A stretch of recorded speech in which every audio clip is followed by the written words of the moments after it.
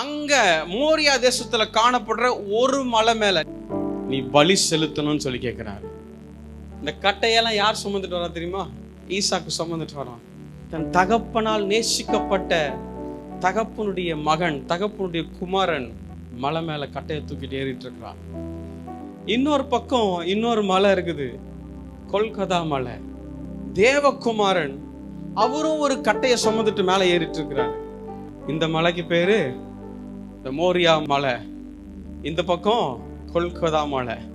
இந்த பக்கமும் விறக தூக்கிட்டு ஒருத்தன் மேல ஏறிட்டு இருக்கிறான், இந்த பக்கமும் ஒருத்தர் மரத்தை தூக்கிட்டு மேல ஏறிட்டு இருக்கிறார். இவன் தகப்பனுடைய குமாரன், இவர் தேவகுமாரன்.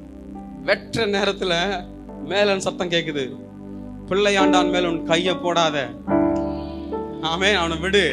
கட்டையை சுமந்துட்டு போன மகன் விடுவிக்கப்பட்டான். சிலுவை கட்டையை சுமந்துட்டு போன தேவகுமாரன், தேவனுடைய மகன் அடிக்கப்பட்டுட்டாரு. ஏன் தெரியுமா?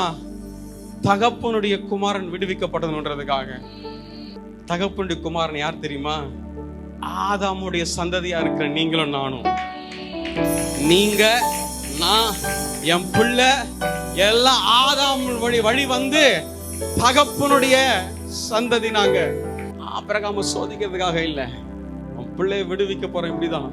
ஆனா இதே மாதிரிதான் என் பிள்ளைய பலி செலுத்த போறேன். யாருக்காக தெரியுமா? நீ விடுவிக்கப்படணுன்றதுக்காக, நீ குணமாக்கப்படணுங்கிறதுக்காக, உன் பாவங்கள் மன்னிக்கப்படணுன்றதுக்காக.